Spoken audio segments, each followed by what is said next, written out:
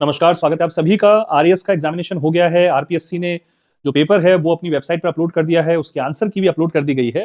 बावजूद उसके ये जो पॉलिटी के पेपर्स का आज मैं एनालिसिस करने जा रहा हूँ अत्यधिक महत्वपूर्ण है, क्योंकि जो आंसर की है, जो आप लोगों ने मिलान की होगी अपने पेपर्स के साथ, उससे आपको केवल ये पता चल पा रहा है कि कौन सा क्वेश्चन सही है, कौन सा गलत है। लेकिन आज हम जो पेपर का एनालिसिस कर रहे हैं, पॉलिटी के जो क्वेश्चन आए हैं 20+ क्वेश्चन, उनसे ये हमें पता चल पाएगा कौन सा क्वेश्चन किस किताब से, किस सोर्सेज से आया है। और साथ ही हमने जो रीडिंग कराई थी एप्लीकेशन पर, यूट्यूब चैनल पर, इवन अभी फाइनल जो रिवीजन भी मैंने कराया था, करीब 9-10 घंटे क्लासेस दी थी, राजस्थान पॉलिटी के 100 क्वेश्चंस हमने कराए थे। तो खुशी की बात है कि बहुत कुछ चीजें उसमें एज इट इज हमको मिली है। ठीक है, कुछ चीजें जो हमारे पढ़ाई में से नहीं आई या जिन पर मेरा ध्यान ही नहीं था कि इनमें से भी क्वेश्चन आ सकते हैं, उन पर भी हम चर्चा करेंगे। ठीक है, एक चीज मैं और कहना चाहूंगा कि पेपर को लेकर काफी सारे जो है फीडबैक आ रहे हैं कि पेपर का लेवल बहुत टफ था, क्या था। तो देखिए, पेपर के जो अन्य सेक्शन हैं उनके विषय में तो मैं नहीं बात कर सकता, चाहे वो Rajasthan history, art and culture था, चाहे ज्योग्राफी था, चाहे साइंस टेक था। लेकिन पॉलिटी की जहां तक मैं बात करता हूं, तो पॉलिटी का जो लेवल है वो एवरेज और एवरेज से थोड़ा कठिन है। पॉलिटिकल लेवल ऐसा भी नहीं है कि बिल्कुल एक्सट्रीम कठिन हो गया हो। और इसीलिए मेरा आग्रह है कि 15-20 मिनट की जो क्लास है उसको पूरा देख लीजिएगा, और थोड़ा सा कुछ हमें जिसको कहते हैं कि हल्के से कंसेप्चुअल चीजों पर ज्यादा अहमियत दी गई। और हमेशा ये कहा जाता है कि कंसेप्ट जो है वो याद रहे तो बेहतर रहता है। थोड़ा सा ट्रिकी है कुछ क्वेश्चन, है ना। और साथ साथ मैं ये भी बताऊंगा कि कुछ क्वेश्चन ऐसे हैं जो कई बार ऐसा होता है ना कि एक ऐसा क्वेश्चन दे दिया गया जिसके विषय में कोई हवा भी नहीं लगती है। तो अगर कुछ 2 4 5 इस प्रकार के क्वेश्चन भी आए हैं तो उनको लेकर विशेष डरने की जरूरत नहीं है, क्योंकि पेपर का लेवल यदि बहुत सरल होता है तो जो कट ऑफ होती है हाई जाती है। पेपर का लेवल यदि कठिन आ जाता है तो तय मानकर चलिए कि पेपर का जो लेवल है, पेपर का जो कट ऑफ मार्क्स है, वो कट ऑफ मार्क्स जो है वो नीचे रहते हैं। ठीक है, तो अभी हम देख लेते हैं पेपर में क्वेश्चन किस प्रकार के आए हैं। तो सबसे पहला जो एक क्वेश्चन था कि किस राजनीतिक दल की राष्ट्रीय कार्यकारिणी ने संविधान सभा को भंग करके उसका पुनर्निर्वाचन वयस्क मताधिकार के आधार पर करने को कहा था। आरपीएससी की जो वेबसाइट पे पेपर अपलोड हुआ है उसमें सेकंड नंबर जो है समाजवादी दल को सही माना गया। अब ये जिस किताब से आया है वो हम देख लेते हैं। ग्रेनविल ऑस्टिन साहब की किताब है। ठीक है, मैं दिखा देता हूँ। ग्रेनविल ऑस्टिन साहब की किताब मेरे पास ही रखी हुई है। ये किताब है ग्रेनविल ऑस्टिन, जिसका मैं जिक्र करता हूँ, बहुत बार जिक्र करता हूँ। अब ये जरूर है, देखिए कि पॉलिटी का जो 20-25 प्रश्न हल करने के लिए ग्रेनविल ऑस्टिन साहब की ये किताब विद्यार्थी पढ़े, ये हम अपेक्षा नहीं करते, क्योंकि ये किताब थोड़ा सा रिसर्च वर्क के हिसाब से पढ़ी जाती है। और कोई असिस्टेंट प्रोफेसर वगैरह का एग्जाम दे रहे हैं उनसे फिर अपेक्षा की जाती है, वो पढ़ते हैं। बाकी जो जर्नल स्टडीज के लिए पॉलिटी पढ़ते हैं उनसे अपेक्षा सामान्यतः नहीं होती है कि वो इतनी मोटी किताब पढ़े और केवल एक क्वेश्चन के लिए पढ़े। तो लेकिन चूंकि मैं इसका जिक्र करता हूं, मेरे पास है ये किताब, तो वहां जो है ये उसका ही स्क्रीनशॉट ले लिया मैंने इस किताब में से। और ये आप देखिए कि मई 1948 तक आते आते सोशलिस्ट पार्टी का वो धड़ा जो सहयोग न करने की जिद पर अड़ा था, अपनी बात मनवाने में सफल हो गया। और फिर इस तरह पार्टी ने केवल अपने सदस्यों को सभा में भेजने के विचार से इनकार नहीं कर दिया, बल्कि उसकी राष्ट्रीय कार्यकारिणी ने सभा भंग करने का प्रस्ताव रखते हुए ये मांग प्रस्तुत कर दी कि सभा का पुनर्गठन वयस्क मताधिकार के आधार पर किया जाना चाहिए। ठीक है, तो ये शायद शुरुआती पेजेस में ही था, मैंने लिया है। तो खैर, ये एक बात हो गई, तो इसलिए बहुत ज्यादा डरने की जरूरत नहीं है। इसमें कुछ लोगों ने निश्चित रूप से मुस्लिम लीग किया होगा, क्योंकि मुस्लिम लीग संविधान सभा में शामिल नहीं हुई थी। और कुछ लोगों ने, हो सकता है समाजवादी दल, कुछ ने स्वराज दल कर दिया हो, क्योंकि 1934 में सबसे पहले स्वराज दल ने ही जो है संविधान सभा की डिमांड प्रस्तुत करी थी। तो निश्चित रूप से इस प्रश्न पे तुक्का लगाना जो है वो ज्यादा विद्यार्थियों को रास आया होगा, क्योंकि ग्रेनविल ऑस्टिन साहब की किताब पढ़ी हो बहुत कम विद्यार्थियों ने संभवतः ये किताब पढ़ी होगी। ठीक है, तो ठीक है, अगर जो भी आंसर रहा है आपका बढ़िया ही रहा होगा। आगे बढ़ते हैं। ये सरल क्वेश्चन है, बहुत सरल क्वेश्चन है, लगभग सभी किताब मिलता है। मेरे भी जो किताब है और मेरे जो ई नोट्स हैं एप्लीकेशन पर, उसमें भी ये दिया हुआ है एज इट इज। तो ये बहुत सरल क्वेश्चन था।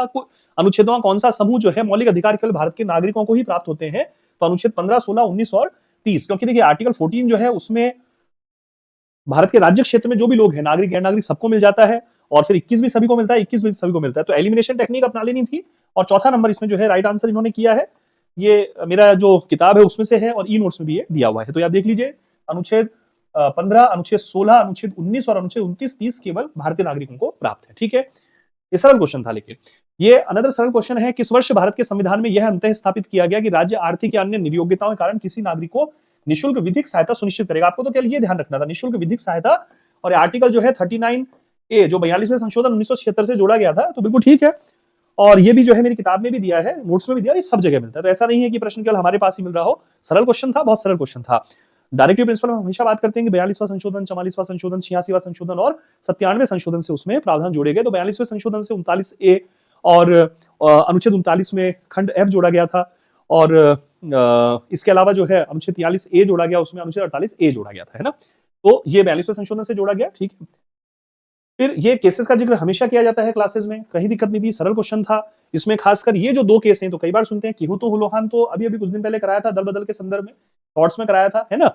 तो किहोतो हुलोहान तो दल-बदल का 52वां संशोधन था, याद रखिए 52वां संशोधन करा रखा था, अभी शॉर्ट्स बनाया है, उससे पहले करा रखे हैं। फिर मिनर्वा मिल्स बनाम भारत संघ 42वें संशोधन के बाद जो प्रश्न उठा था कि भाई फंडामेंटल राइट्स प्रधान होंगे कि डायरेक्टिव प्रिंसिपल प्रधान होंगे, और जो नई व्यवस्था की गई थी उन व्यवस्थाओं को चुनौती देते हुए मिनर्वा मिल्स बनाम भारत संघ के केस में नई व्याख्या स्थापित हुई थी, तो ये 42वें संशोधन की व्यवस्था थी। इंदिरा गांधी बनाम राजनर, अब मेरी बात समझिए, आपको चाहे ये नहीं आता था और ये नहीं आता, जैसे ये तो बिल्कुल ही ऐसा केस है जो सामान्यतः नहीं सुना होगा, मैं कैसे कह दूं कि ये केस भी आपको आना चाहिए था खास, और साथ ही 32वां संशोधन भी सामान्यतः विद्यार्थी याद नहीं करते हैं, तो केवल ये जो अगर आता ना अलग से, तब तो मैं मानता हूं कठिन हो जाता, लेकिन ये 3 तो सामान्यतः सुने हुए, ये 3 ना भी सुने तो 2-2 सुने। तो बी में जो है 1 आपको लेना था, बी में 1 तो देखिए सीधा सीधा डी आंसर इसमें मिल जाता, और सी जो है उसमें सेकंड जोड़ना था, तो सी में सेकंड जुड़ रहा था, तो बहुत आसान था, टेक्निक तो टेक्निक का इस्तेमाल कर लेते हैं ना। तो ये जो है 32वां संशोधन आंध्र प्रदेश के संदर्भ में, और जो इंदिरा गांधी बनाम राजनारायण 39वां संविधान संशोधन, जो कि स्वतंत्र और निष्पक्ष निर्वाचन की जो व्यवस्था है उसको खंडित करते हुए बात हुई थी, क्योंकि 39वें संशोधन से व्यवस्था कर दी गई थी कि भाई राष्ट्रपति, उपराष्ट्रपति, प्रधानमंत्री और लोकसभा अध्यक्ष के निर्वाचन को न्यायालय में चुनौती नहीं दिया सकेगी। और फिर इंदिरा गांधी बनाम राजनारायण का केस जो था उसका संदर्भ था 75 के आपातकाल का जो टाइम पीरियड था, वहां ये बात थी, है ना। तो केवल दो केस और ये 2 संशोधन, ये तो बहुत अच्छे से हमको आते थे ना, तो एलिमिनेशन की टेक्निक काम में लेनी थी। तो ये वाला क्वेश्चन एवरेज क्वेश्चन में मानता हूं, सरल नहीं है लेकिन कठिन भी नहीं है, तो एवरेज क्वेश्चन हो गया, इसमें सही आंसर। फिर ये क्वेश्चन तो अभी भैया भारत के राष्ट्रपति के चुनाव को लेकर अभी जो रिवीजन क्लास कराई थी, है ना, मैंने उसकी, हमारी टेक्निकल टीम ने वो स्क्रीनशॉट लिया है उसमें, और भारत के राष्ट्रपति के चुनाव के संबंध में कौन सा कथन गलत है। तो राष्ट्रपति का चुनाव निर्वाचन मंडल के सदस्यों द्वारा, जिसमें संसद के दोनों सदनों के निर्वाचित सदस्य, राज्यों की विधानसभा और विधानसभा वाले केंद्र शासित प्रदेशों के निर्वाचित सदस्य शामिल है, बिल्कुल ठीक है, करा रखा है। निर्वाचन मंडल के प्रत्येक सदस्य के लिए वोट का मूल्य 71 की जनसंख्या, इस पर इतनी बात की है मैंने, वीडियो देख लीजिए, अभी 4 दिन पहले 5 दिन पहले का जो फाइनल रिवीजन जो क्लास थी, 3rd नंबर क्लास, जिसमें संसद, राष्ट्रपति, उपराष्ट्रपति, प्रधानमंत्री, मंत्रिपरिषद, महान्यायवादी, सर्वोच्च न्यायालय कराया था, उसमें कराया था बहुत अच्छे से, बार बार इसको रिपीट किया था, आर्टिकल 54, आर्टिकल 55।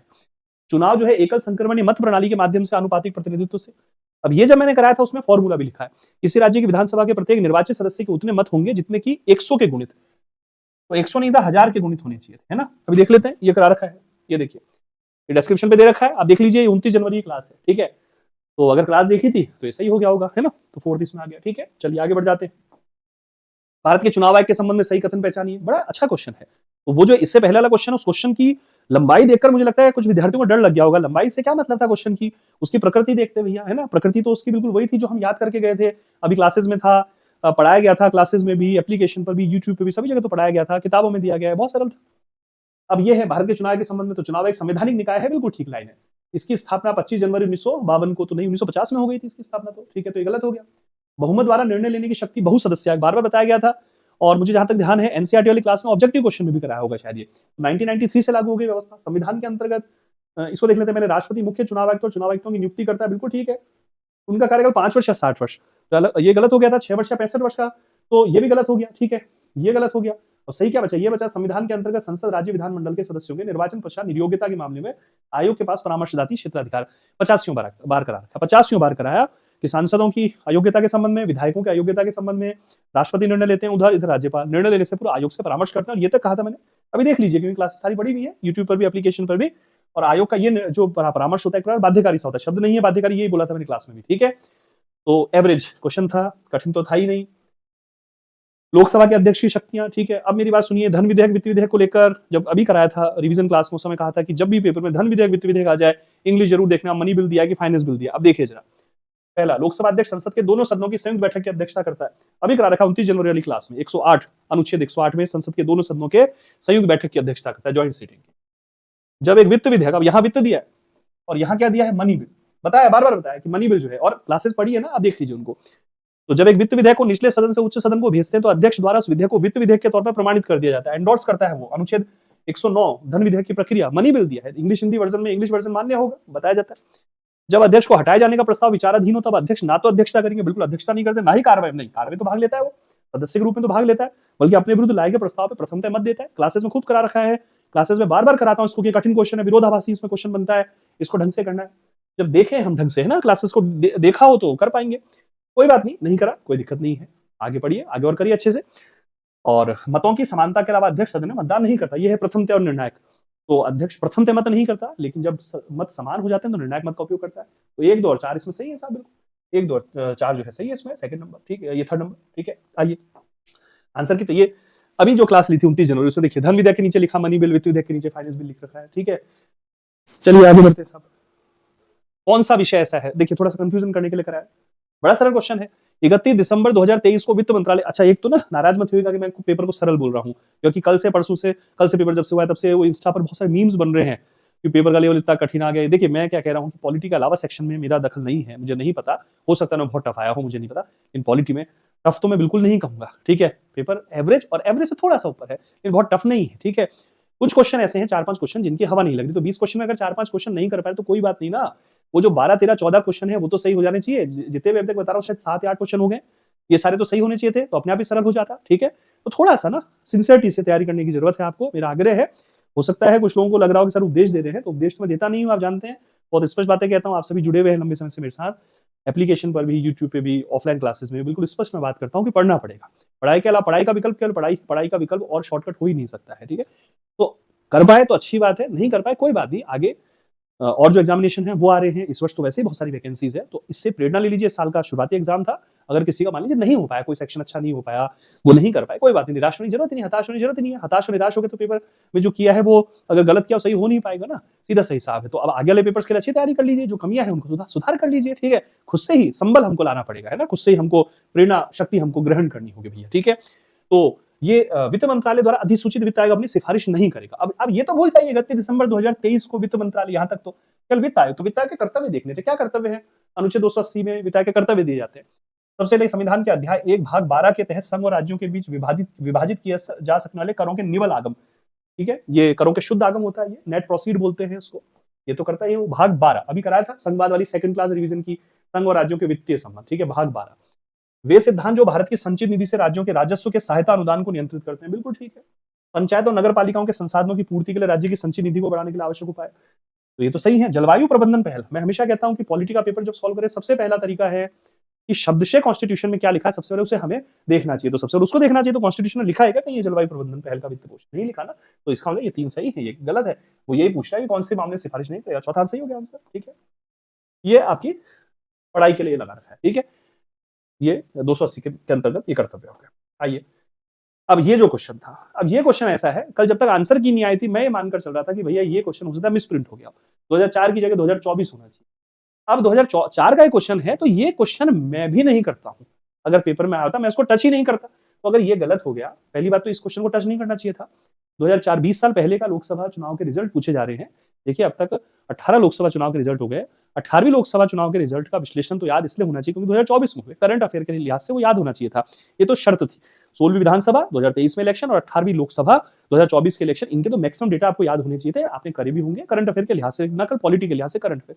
2004 का डेटा अगर याद नहीं है तो निराश होने की जरूरत नहीं है, इसको छोड़ देना था। इसलिए मैं तो इसका आंसर भी नहीं देख रहा, शायद इसमें यही है, तो मैं इसका मिलान भी नहीं कर रहा कि सही है गलत है, क्योंकि मेरे को जरूरत नहीं है इसका मिलान करने की, इसको आप छोड़ सकते थे है ना, याद रखिए ठीक है। तो थोड़ा ये टेक्निक भी इस्तेमाल किया कीजिए, ये थोड़ी है कि पेपर आया तो सारे क्वेश्चन साहब अटेम्प्ट करने हैं ठीक है। केंद्र सतर्कता आयोग, बड़ा सरल क्वेश्चन, संथानम समिति की सिफारिश पर, किताब में भी दिया है, मेरे ई नोट्स में भी दिया है, हर जगह दिया गया, ऐसा नहीं कि मेरे पास ही दिया ठीक है, हर जगह दिया है। किस मुख्यमंत्री ने अधिकतम बार राजस्थान में राष्ट्रीय शासन का सामना किया? अभी अभी 100 क्वेश्चन राजस्थान पॉलिटी कराए थे, बहुत सारी स्लाइड्स दिखाई थी, उसमें बताया था कौन सा राष्ट्रीय शासन कब लगा था, ये पता चल रहा था हमको। हरदेव जोशी और शिवचरण माथुर 5वीं 7वीं 8वीं विधानसभा के अंतर्गत इनका कार्यकाल दिख रहा था। जयनारायण व्यास जो है वो शुरुआती वाली जो विधानसभा है, पहली विधानसभा, उसके अंतर्गत, तो ये तो एलिमिनेशन में आ गया। अब भैरव सिंह शेखावत जी तो है 1977 में पहली बार सीएम बने, फिर 1990 में बने और फिर 1993 में बने, तो 77 में दूसरी बार राष्ट्रीय शासन लगता है, 80 में जो है वो तीसरी बार राष्ट्रीय शासन लगता है और 92 में चौथी बार राष्ट्रीय शासन लगता है, तो अपने भैरव सिंह शेखावत जी आंसर हो जाता है, रटने कहाँ जरूरत है, क्वेश्चन की रैंक भी चेंज करिए, अभी अभी कराई थी चीजें ठीक है।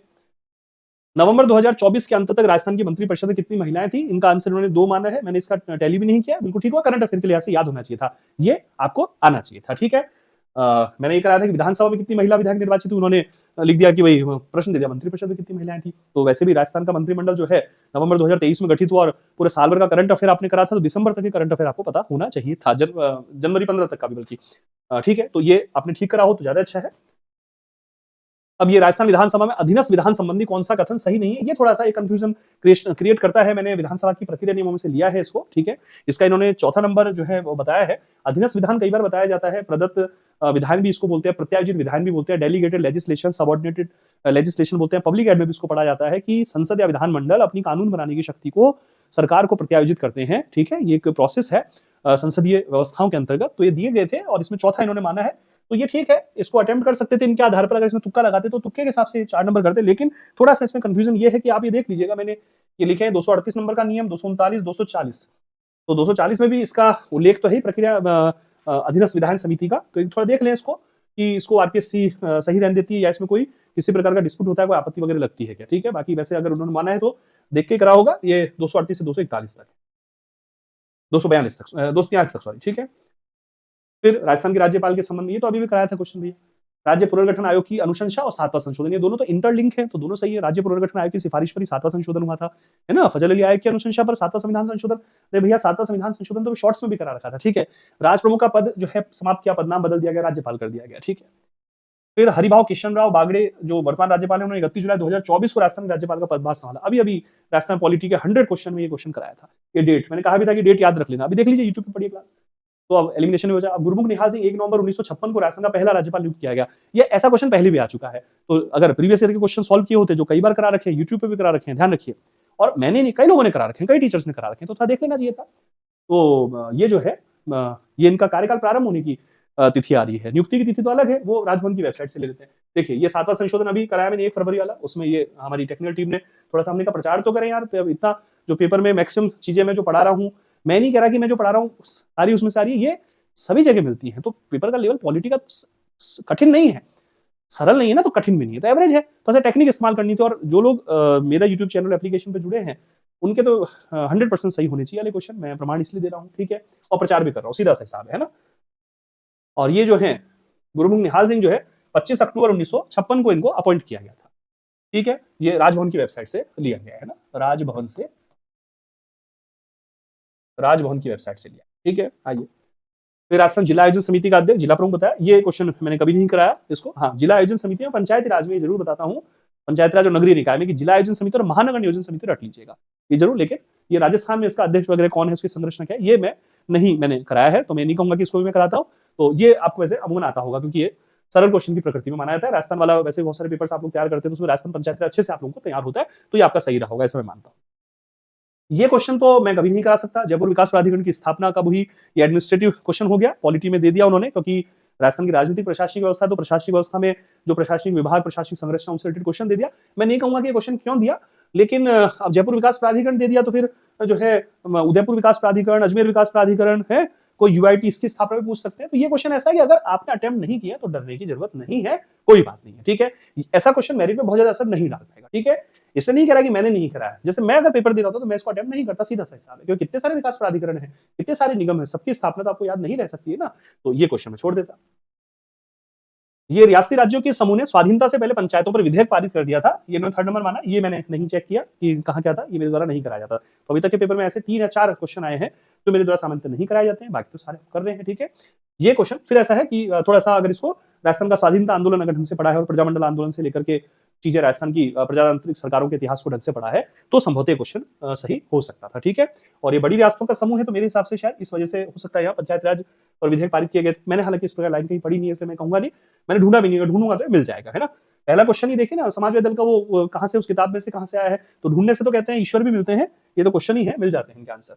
अब ये है बड़ा ट्रिकी क्वेश्चन था कि राजस्थान सरकार के अधीन सेवारत व्यक्ति को प्रभावित करने वाले अनुशासनात्मक मामलों पर राजस्थान लोक सेवा से अनिवार्य परामर्श का प्रावधान। अब मैंने आपको कहा था कि पेपर में कंफ्यूज करने के लिए लोक सेवा के स्थान पर दे देंगे राजस्थान लोक सेवा, है ना। तो लोक सेवा, राजस्थान लोक सेवाओं के संवैधानिक प्रावधान नहीं, लोक सेवा के संवैधानिक प्रावधान है, जो कि राजस्थान लोक सेवा पर लागू होंगे। तो इसका आर्टिकल 315 से आर्टिकल 330 तक हर आर्टिकल याद होना चाहिए था।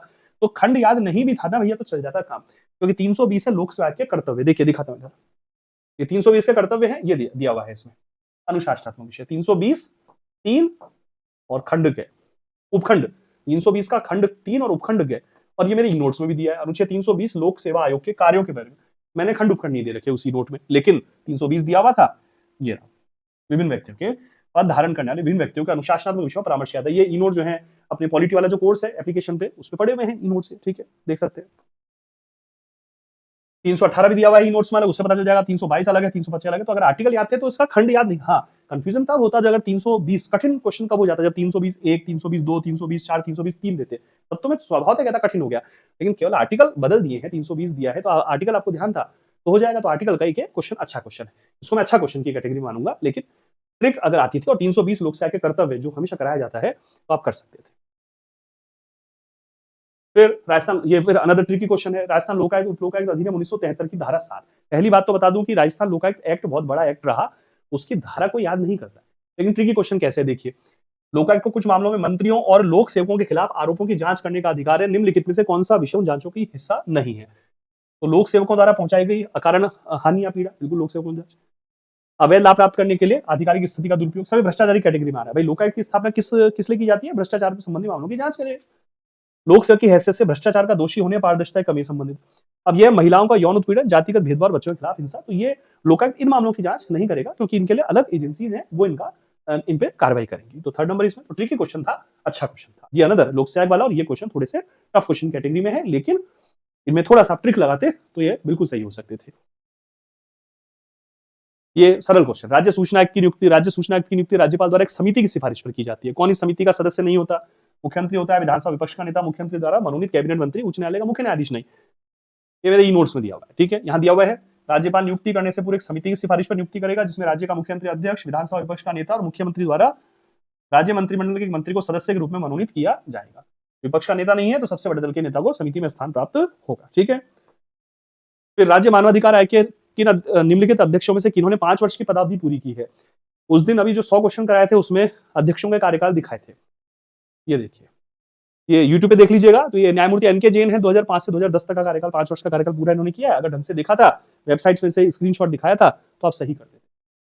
राजस्थान राज्य मानवाधिकार आयोग का क्वेश्चन सदा सर्वदा आता रहता है, तो अच्छे से कर लेना चाहिए था, इसलिए प्रीवियस पेपर्स देख लिया कीजिए कृपा करके। सिटीजन चार्टर का उद्देश्य नहीं, ये अनदर एक महत्वपूर्ण क्वेश्चन है, कंसेप्चुअल क्वेश्चन है और ये कंफ्यूजन क्रिएट करता है।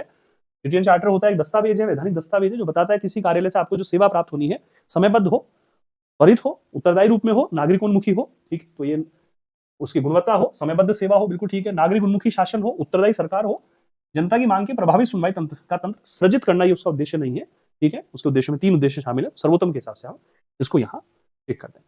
तो ये मैंने करीबन 25-26 मिनट क्लास ली है और ये क्वेश्चंस आए थे जिन पे हमने चर्चा करी। बहुत सारे टीचर्स ने, बहुत सारे कोचिंग्स ने कल ही पेपर सॉल्यूशन करा लिया था और मैं नहीं करा पाया क्योंकि मेरे को ये थोड़ा सा मैंने कहा कि मैं एक बार देख लूं कि इनमें से किन किन क्वेश्चन पे मैंने बात की है, थोड़ा सा व्यस्तता थी मेरी इसलिए। और अभी तो आरपीएससी ने वेबसाइट अपनी वो अपलोड कर दिया है, तो आपको ये पता चल गया होगा कि पॉलिटी के जो क्वेश्चन है वो क्वेश्चन इतने टफ नहीं है, जिसपे जो मीम बन रहे हैं आरपीएससी के इस पेपर को लेकर, वो अमिताभ बच्चन साहब का दीवार मूवी का सीन कि भाई वो एक आरएएस एस्पिरेंट जो है से बाहर निकलते और तरह तरह के बन रहे हैं, मैं भी देख लेता हूँ कभी कभी। इतना कठिन नहीं है, पॉलिटी का लेवल तो ठीक आया है, देखिए क्वेश्चन एवरेज और एवरेज से थोड़ा कठिन है, क्योंकि मैं केवल प्रभाव जमाने के लिए नहीं कहता कितना कठिन आया फिर भी हमारे नोट से, ऐसा नहीं है। कुछ चीजें ऐसी आई हैं जो हर जगह मिलती है, ठीक है। तो कृपा करके अब आप तैयारी कीजिए, जिनका प्री लग रहा है कि हाँ मेंस के लिए उनका कॉल होगा और 10-15 में शायद रिजल्ट आ रहा है, मेंस की भी डेट दे दी है मई जून में, तो मेंस की तैयारी पे लग जाइए। बहुत बड़ा सिलेबस है मेंस का, ठीक है। मैं पॉलिटी, आईआर, पब्लिक एडमिनिस्ट्रेशन और एथिक्स वाला जो सेक्शन है उसमें निश्चित रूप से कुछ कोर्सेज और कुछ क्लासेज एप्लीकेशन पर भी यूट्यूब पे लाने का मैं प्रयास करूंगा, ईश्वर की कृपा रहनी चाहिए। तो आप लोगों से जुड़ाव रहेगा, आप अच्छे से पढ़ाई कीजिए। जिनका पेपर किसी कारण सही नहीं हो पाया है कोई बात नहीं, तैयारी कीजिए। इस वर्ष बहुत सारे पेपर्स हैं, राजस्थान कर्मचारी चयन बोर्ड के भी, राजस्थान लोक सेवा के भी, तो बिल्कुल तैयारी कीजिए। तैयारी सतत होनी चाहिए, कंसिस्टेंसी मैटर ज्यादा करती है, ये ध्यान रखिए। टैलेंट की तुलना में कंसिस्टेंसी यानी सततता जो है वो प्रतिभा की तुलना में ज्यादा महत्व रखती है, तो कंसिस्टेंसी लगातार तैयारी करिए, सफलता जरूर मिले, ये ध्यान रखिए। बिल्कुल निराश होने की जरूरत नहीं है, पेपर सही हुआ गलत हुआ कोई बात नहीं। अगर आपका सही हुआ है तो क्या आपका सही नहीं हुआ, आपके जैसे बहुत सारे लोगों का सही हुआ, और अगर आपका गलत हुआ है कोई बात नहीं, आपके जैसे बहुत सारे लोगों का पेपर गलत हुआ है। कुछ पास होंगे, बहुत सारे पास नहीं हो पाएंगे, कोई बात नहीं। तो ध्यान रखिए, मैं जो है आपसे इतना ही अभी कहूंगा, इससे ज्यादा मोटिवेशन की जरूरत नहीं है। आप तो खुद ही मोटिवेटेड लोग हैं, है ना, सेल्फ मोटिवेटेड होते हैं जो एग्जाम की तैयारी कर रहे हैं जो विद्यार्थी। और बिल्कुल मैं पूरा कोशिश कर रहा हूं कि आप लोगों के साथ एप्लीकेशन और यूट्यूब के माध्यम से आप लोगों के साथ मैं बिल्कुल साथ बरकरार बनाए रखूं पॉलिटी, आईआर और पॉलिटिकल साइंस के अन्य सेक्शन में, ठीक है। School lecture, assistant professor, UGC net, RAS, UPSC, various examination में मैं आप लोगों के साथ बना हुआ हूँ, ठीक है। तो उम्मीद करता हूँ आज का सेशन, आज की क्लास बहुत लाभदायक रही होगी और आप देखिए, इसको सीखने का प्रयास कीजिए और कमेंट सेक्शन में बताइएगा किसी क्वेश्चन पे क्या कोई कंफ्यूजन वगैरह है वो भी आप बताइएगा। मिलता हूं आप सभी से कल नेक्स्ट क्लास में। क्लासेस और शॉर्ट्स और वीडियोस बिल्कुल रेगुलर देखिए और मिलता हूं आप सभी से। स्वास्थ्य का ध्यान रखिए। नमस्कार, धन्यवाद। नमस्कार, स्वागत है आप सभी का। आरएएस का एग्जामिनेशन हो गया है। आरपीएससी ने जो पेपर है वो अपनी वेबसाइट पर अपलोड कर दिया है, उसके आंसर की भी अपलोड कर दी गई है। बावजूद उसके ये जो पॉलिटी के पेपर्स का आज मैं एनालिसिस करने जा रहा हूं अत्यधिक महत्वपूर्ण है, क्योंकि जो आंसर की है, जो आप लोगों ने मिलान की होगी अपने पेपर्स के साथ, उससे आपको केवल ये पता चल पा रहा है कि कौन सा क्वेश्चन सही है, कौन सा गलत है। लेकिन आज हम जो पेपर का एनालिसिस कर रहे हैं, पॉलिटी के जो क्वेश्चन आए हैं 20+ क्वेश्चन, उनसे ये हमें पता चल पाएगा कौन सा क्वेश्चन किस किताब से, किस सोर्सेज से आया है।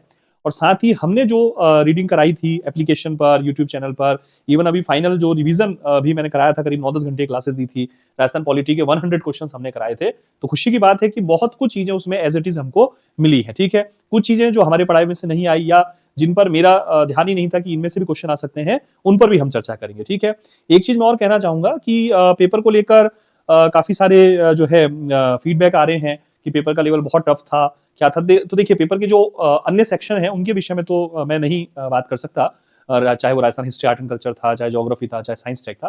लेकिन पॉलिटी की जहां तक मैं बात करता हूं, तो पॉलिटी का जो लेवल है वो एवरेज और एवरेज से थोड़ा कठिन है। पॉलिटिकल लेवल ऐसा भी नहीं है कि बिल्कुल एक्सट्रीम कठिन हो गया हो, और इसीलिए मेरा आग्रह है कि 15-20 मिनट की जो क्लास है उसको पूरा देख लीजिएगा, और थोड़ा सा कुछ हमें जिसको कहते हैं कि हल्के से कंसेप्चुअल चीजों पर ज्यादा अहमियत दी गई। और हमेशा ये कहा जाता है कि कंसेप्ट जो है वो याद रहे तो बेहतर रहता है। थोड़ा सा ट्रिकी है कुछ क्वेश्चन, है ना। और साथ साथ मैं ये भी बताऊंगा कि कुछ क्वेश्चन ऐसे हैं जो कई बार ऐसा होता है ना कि एक ऐसा क्वेश्चन दे दिया गया जिसके विषय में कोई हवा भी नहीं लगती है। तो अगर कुछ 2-4-5 इस प्रकार के क्वेश्चन भी आए हैं तो उनको लेकर विशेष डरने की जरूरत नहीं है, क्योंकि पेपर का लेवल यदि बहुत सरल होता है तो जो कट ऑफ होती है हाई जाती है। पेपर का लेवल यदि कठिन आ जाता है तो तय मानकर चलिए कि पेपर का जो लेवल है, पेपर का जो कट ऑफ मार्क्स है, वो कट ऑफ मार्क्स जो है वो नीचे रहते हैं। ठीक है, तो अभी हम देख लेते हैं पेपर में क्वेश्चन किस प्रकार के आए हैं। तो सबसे पहला जो एक क्वेश्चन था कि किस राजनीतिक दल की राष्ट्रीय कार्यकारिणी ने संविधान सभा को भंग करके उसका पुनर्निर्वाचन वयस्क मताधिकार के आधार पर करने को कहा था। आरपीएससी की जो वेबसाइट पे पेपर अपलोड हुआ है उसमें सेकंड नंबर जो है समाजवादी दल को सही माना गया। अब ये जिस किताब से आया है वो हम देख लेते हैं। ग्रेनविल ऑस्टिन साहब की किताब है। ठीक है, मैं दिखा देता हूँ। ग्रेनविल ऑस्टिन साहब की किताब मेरे पास ही रखी हुई है। ये किताब है ग्रेनविल ऑस्टिन, जिसका मैं जिक्र करता हूँ, बहुत बार जिक्र करता हूँ। अब ये जरूर है, देखिए कि